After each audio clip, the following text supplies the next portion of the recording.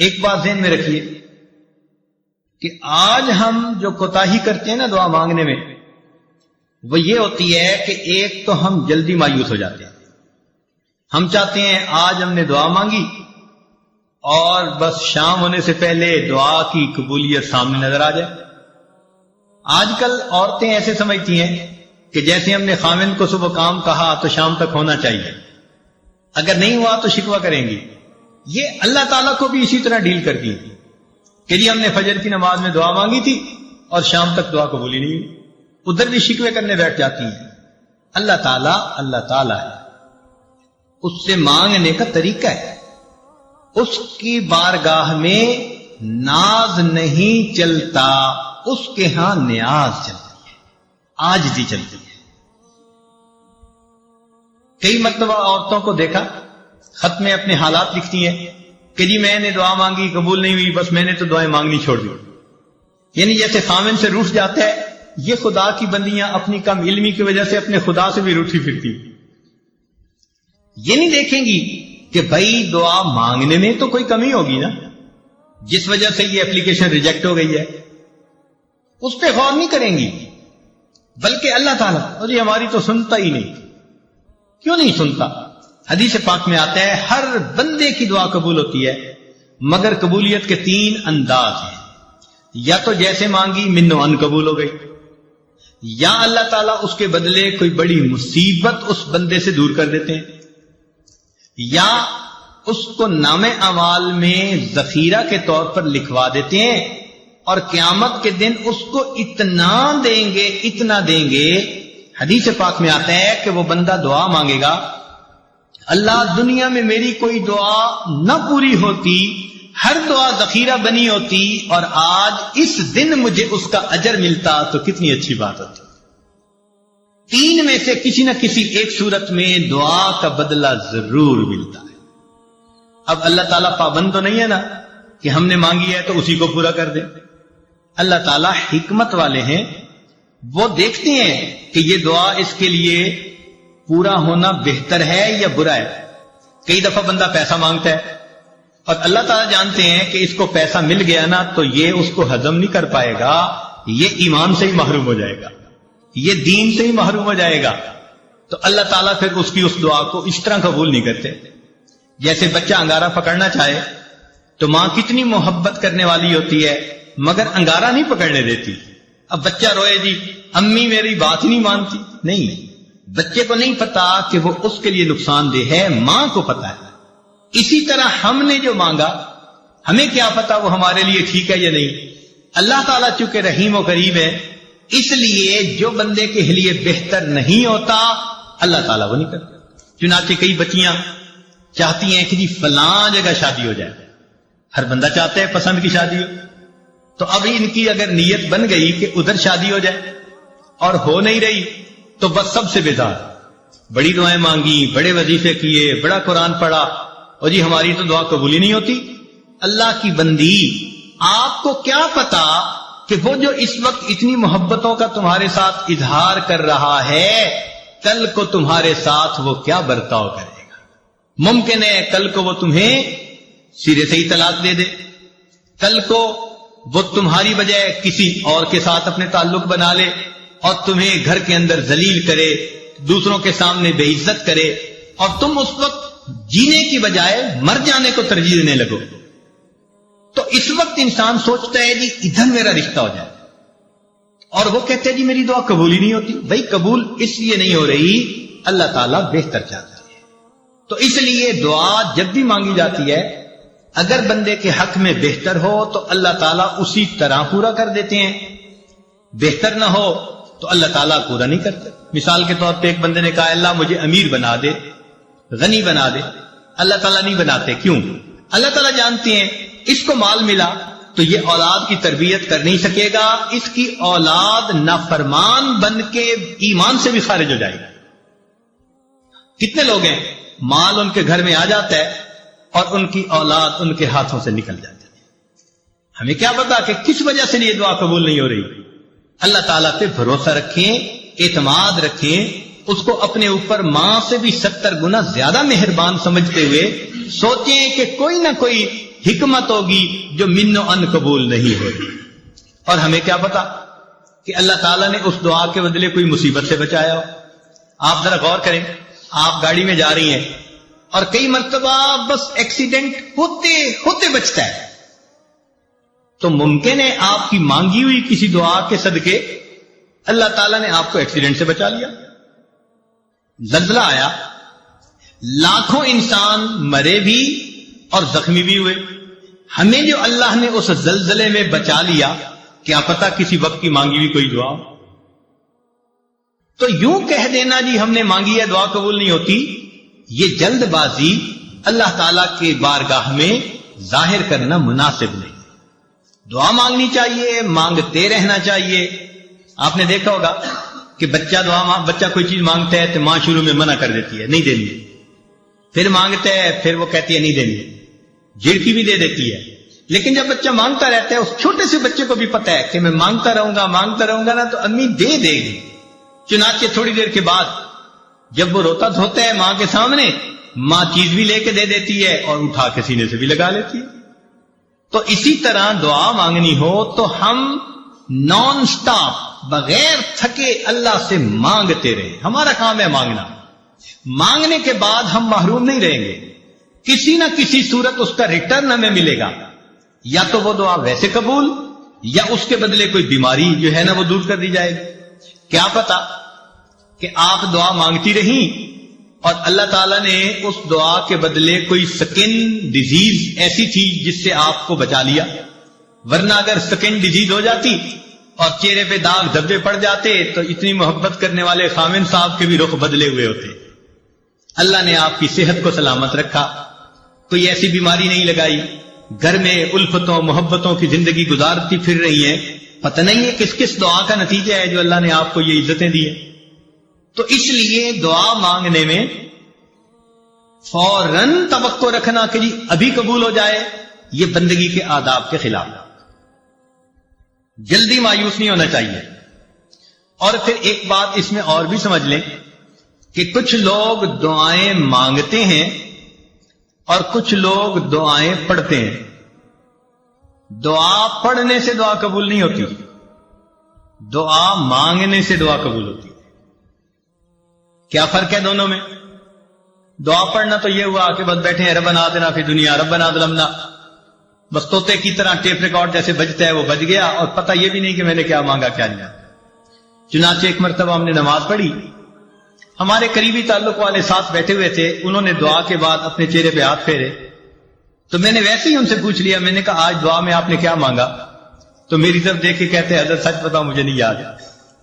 یعنی ابھی اپنے چہرے پہ ہاتھ پھیرا اور ابھی یہ نہیں پتا کہ میں نے اللہ سے کیا مانگا. اتنی غفلت بھری دعا. تو اس کو کہتے ہیں دعائیں پڑھنا. تو دعائیں پڑھنے سے دعائیں قبول نہیں ہوتی، دعائیں مانگنے سے دعائیں. دیکھیے جس فقیر نے آپ سے 1 روپیہ مانگنا ہوتا ہے وہ کپڑے بھی بڑے پھٹے پرانے پہن کے آتا ہے، وہ شکل بھی فقیروں والی بنا کے آتا ہے، اس کے بعد الفاظ بھی بڑے چن چن کے وہ بولتا ہے جو دوسرے کے دل کو ٹچ کرنے والے ہوں. آواز بھی بھرائی ہوئی ہوتی ہے، ہاتھ بھی کانپ رہے ہوتے ہیں. اب دیکھیے جس نے 1 روپیہ مانگنا ہے وہ اتنا کچھ کر کے آپ کے دل کو اپنی طرف متوجہ کرتا ہے. تو جس بندے نے اللہ سے اللہ کو مانگنا ہو پھر اس کو کتنی عاجزی اور فریاد سے اللہ سے مانگنا چاہیے. آج تو ہم دعا ایسے مانگتے ہیں جیسے اپنے ورکرز کو کام ذمے لگا رہے ہوں. مثال کے طور پہ عورت دعا مانگے گی اللہ میری بیٹی کا اچھا رشتہ آ جائے، میرے بیٹے کو نوکری مل جائے، میرا خاوند میرے سامنے اتنا اچھا ہو کہ میرے اشاروں پہ ناچنے لگ جائے. اے اللہ فلاں فلاں ہمارے جو حاسدین ہیں ان کا تو بالکل گھر ہی اجڑ جائے. یعنی ہم ایسے دعا مانگ رہے ہوتے ہیں جیسے کسی ماتحت کو کام ذمے لگا رہے ہوتے ہیں. دعا مانگنا اور چیز ہے اور ماتحت کے ذمے کام لگانا وہ اور چیز ہے. اللہ تعالیٰ ہے.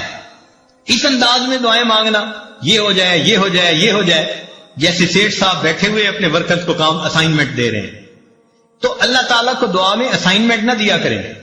اللہ تعالیٰ کے سامنے عاجزی اور زاری کا اظہار کر کے، بندگی کا اظہار کر کے، اللہ کی عظمت کو مان کے اللہ سے دعا کیا کریں، سوال کیا کریں۔ تو جب ہم اس طرح سے مانگیں گے تو دعائیں جلدی قبول ہوں گی۔ ہم الزام ان کو دیتے تھے، قصور اپنا نکل آیا۔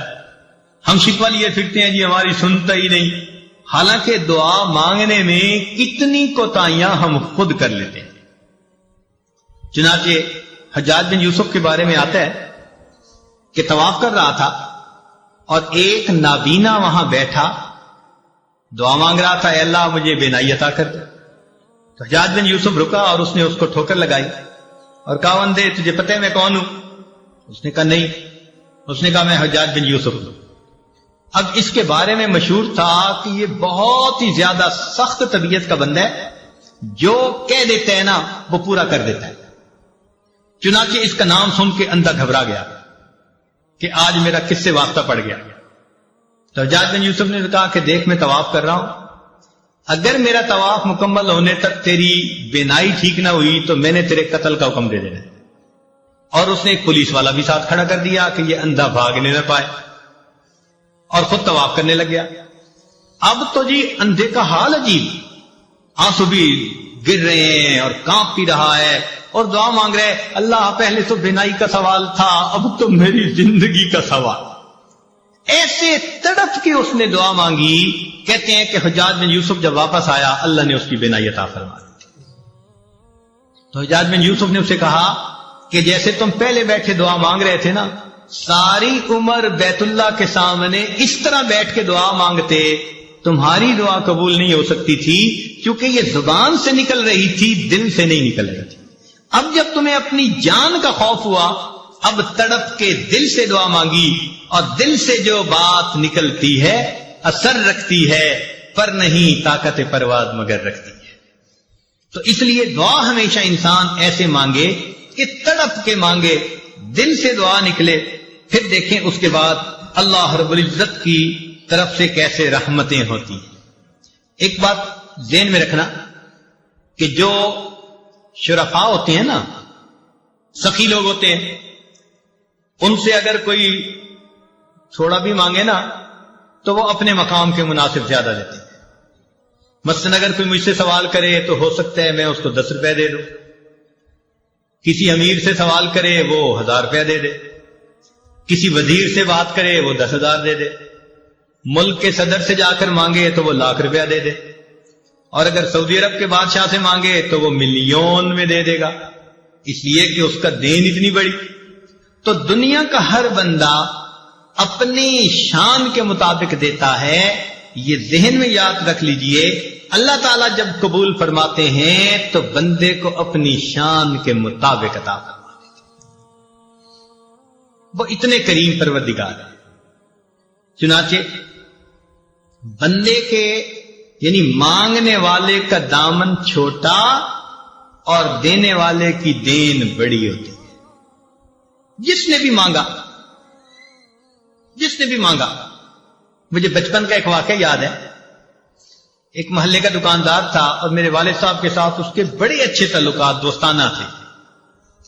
جب کبھی اس دکاندار سے میں کوئی چیز سودا لینے جاتا تو وہ سودا بھی تول دیتا، اور جب وزن پورا ہو جاتا تو کچھ اوپر بھی ڈال دیتا۔ تو مجھے یہ بات سمجھ میں نہ آتی، بہت چھوٹی عمر تھی، تو میں نے ایک دفعہ اپنے ابو سے پوچھا کہ وہ تولتا تو ہے اور جب بالکل وزن پورا ہو جاتا ہے وہ کچھ اوپر بھی ڈال دیتا ہے۔ تو ابو نے بتلایا کہ بیٹے یہ اس کی محبت ہے کہ جتنا حق بنتا ہے وہ حق سے زیادہ ہمیں دیتا ہے۔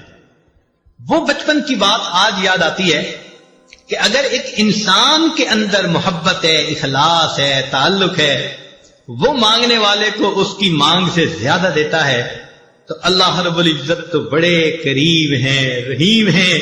بندہ جب اللہ تعالیٰ سے مانگتا ہے اللہ تعالیٰ اس کی توقعات سے بھی بڑھ کر اسے عطا فرما دیتا ہے۔ الدعا، یہ جتنے اعمال ہیں یہ بندہ کر لے، اس سے بھی ابھی کام نہیں ہوتا، ایک قدم اور آگے۔ وہ کیا کہ سب کچھ کر کے پھر اللہ سے فریاد کرے۔ پھر اللہ سے مانگے. اللہ اکبر کبیرہ. دیکھیں ایک مثال سمجھیں. چھوٹا بچہ ہوتا ہے نا جو ابھی چلنا سیکھ رہا ہوتا، تو باپ اس کو وہاں کھڑا کر دیتا ہے اور پاس بیٹھ کے بلاتا ہے، بیٹے ادھر آؤ.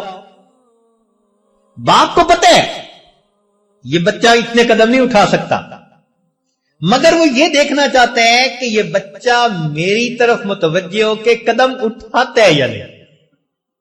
بیٹے ادھر آؤ، بیٹے ادھر آؤ. جب باپ بلاتا ہے تو وہ بچہ قدم اٹھانے کی کوشش کرتا ہے اور قدم اٹھاتے ہوئے ڈولتا ہے، اور جب گرنے لگتا ہے نا تو باپ اس کو گرنے نہیں دیتا، بچے کو ہاتھوں میں لے کر اپنے سینے سے لگا دیتا ہے. بالکل ہماری مثال یہی ہے. اللہ تعالیٰ فرماتے ہیں میرے بندے مجھ تک آؤ. اس پروردگار کو پتہ ہے یہ بندے ہیں، یہ کمزور ہیں، ان کے پیچھے نفس لگایا ہے، شیطان لگایا ہے، ان کی ہمت نہیں ہے یہ پہنچ سکیں. مگر وہ تو یہ دیکھنا چاہتے ہیں نا کہ میری طرف توجہ کر کے قدم اٹھاتا کون ہے. جو ہمت کر لیتا ہے، قدم اٹھاتا ہے، کہیں ڈولنے بھی لگتا ہے، اللہ تعالیٰ ڈولنے نہیں دیتے، اس بندے کو اپنی رحمت کی چادر میں چھپا لیتے.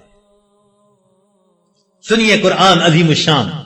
اللہ تعالیٰ فرماتے ہیں وَلَوْلَا فَضْلُ اللَّهِ عَلَيْكُمْ وَرَحْمَتُهُ، اگر اللہ کا فضل اور اس کی رحمت تم پر نہ ہوتی، ما زکا منکم من احد ابدا، تم میں سے کبھی بھی کوئی ستھرا نہ ہوتا. ولیکن اللہ یزکی من یشاء، اللہ جس کو چاہتے ہیں ستھرا کر دیتے ہیں. تو ستھرا ہونا تمہارے بس میں نہیں ہے.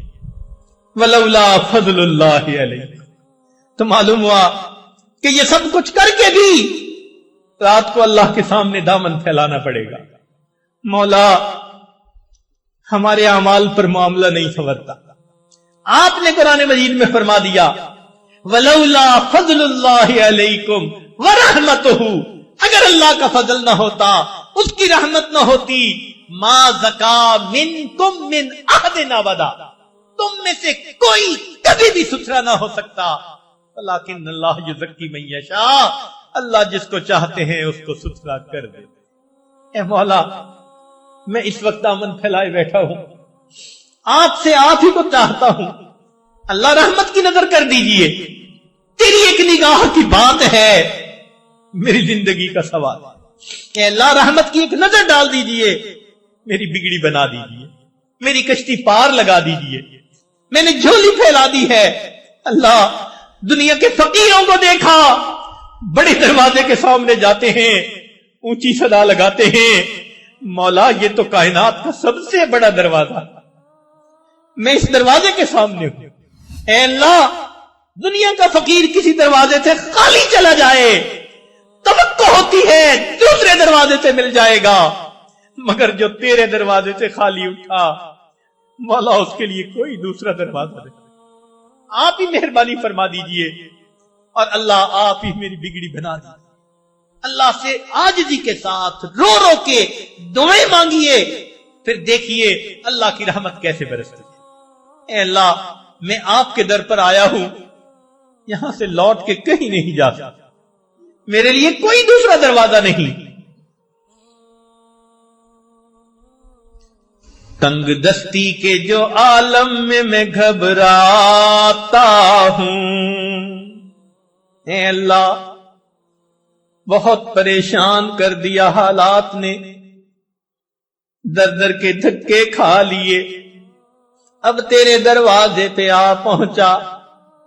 تنگ دستی کے جو عالم میں گھبراتا ہوں، پردرے غیر پہ جاتے ہوئے کتراتا ہوں. اللہ میں غیر کے دروازے پہ نہیں جاتا.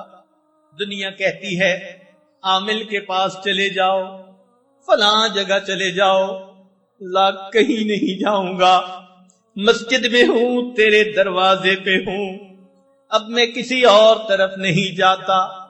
تنگ دستی کے جو عالم میں گھبراتا ہوں، پر درے غیر پہ جاتے ہوئے کتراتا ہوں، ہاتھ پھیلانے میں محتاج کو غیرت کیسی، شرم آتی ہے کہ بندہ تیرا کہلاتا ہوں۔ اے اللہ، محتاج تو ہاتھ پھیلا دیتا ہے، مگر مجھے شرم آتی ہے، بندہ تیرا ہوں، ہاتھ غیر کے سامنے پھیلاؤں۔ تم ہی سے مانگیں گے، تم ہی دو گے، تمہارے در سے ہی لو لگی ہے۔ رمضان کا مہینہ ہے، مقبول راتیں ہیں۔ اللہ کے نبی علیہ السلام نے فرمایا کہ بنی کلب کی بکریوں کے بالوں کے برابر جہنمی ہر رات میں جہنم سے بری کر دیے جاتے ہیں۔ آج اس اجتماع کی آخری رات ہے، ہم اللہ تعالی سے دعا مانگیں، مولا جب اتنے اربوں انسان ایک رات میں بخشے جاتے ہیں، ہم پر بھی رحمت کی نظر ہو جائے۔ اور آج اللہ رب العزت آپ ہمیں بھی بخش دیجئے، ہم سے تو دھوپ کی گرمی برداشت نہیں ہوتی، تیرے جہنم کی گرمی کہاں برداشت ہوگی۔ میرے مولا، آپ نے ہمیں ناز و نعمت سے پالا ہے، آپ ہمیں آخرت کی نعمتوں سے محروم نہ کر دیجئے گا۔ رب کریم رحمت کا معاملہ فرمائیے۔ یہ دل آج مردہ ہیں، ہم ان کو زندہ کرنا چاہتے ہیں، تیری نگاہ ناز پڑے گی، دل زندہ ہو جائیں گے۔ آج کی اس بابرکت رات میں اللہ ہمارے دلوں کو زندہ فرما دیجئے، ہماری یہ دعائیں قبول کر لیجئے۔ مولا ہمیں مانگنا بھی نہیں آتا، ہمیں بن مانگے عطا فرما دیجئے، بن مانگے عطا فرما دیجئے، ہماری پریشانیاں دور کر دیجئے۔ میرے مولا رحمت کے ساتھ ہمیں اس جگہ سے زندہ دلوں کو لے کر واپس جانے کی توفیق عطا فرما دیجئے۔ جو بھی پریشانیاں ہیں اپنی رحمت سے ان کو دور فرما دیجئے، اور آنے والے وقت کو اللہ گزرے ہوئے وقت سے بہتر فرما دیجئے۔ رب کریم، ہم آپ کی خدمت میں یہ عرض کرتے ہیں، فریاد کرتے ہیں کہ اس مجلس میں ہمارے دلوں کو زندہ فرما دیجئے۔ ہم نے دنیا میں دیکھا، گھر آئے مہمان کی دنیا دار بھی لحاظ کر لیتے ہیں۔ اللہ، یہ تیرے گھر میں آئے ہوئے مہمان ہیں، دور سے چل کے آئے ہیں، وقت کو فارغ کر کے آئے ہیں، تجھے بنانے کے لیے آئے ہیں۔ میرے مولا، مہمان کو خالی کوئی نہیں بھیجتا، آپ نے حکم دیا کہ مہمان کی مہمان نوازی کرو، عزت افزائی کرو۔ میرے مولا، یہ آپ کے گھر میں مہمان آئے ہیں، آپ بھی مہربانی فرما دیجئے، ان کے دل کی نیک مرادیں پوری فرما دیجئے، جو چاہتے ہیں اللہ عطا فرما دیجئے۔ رب کریم، ہم نے دنیا میں دیکھا ماں باپ اپنے چھوٹے بچوں کی چھوٹی چھوٹی تمناؤں کو پورا کر کے خوش ہو جاتے ہیں۔ اللہ، یہ آپ کے بندے ہیں، ان کے دل کی جو تمنائیں ہیں شرعی اعتبار سے اللہ آپ بھی ان کو پورا کر کے خوش ہو جائیے، اور اپنے بندوں کو بھی خوش فرما دیجئے۔ وآخر دعوانا ان الحمد للہ رب العالمین۔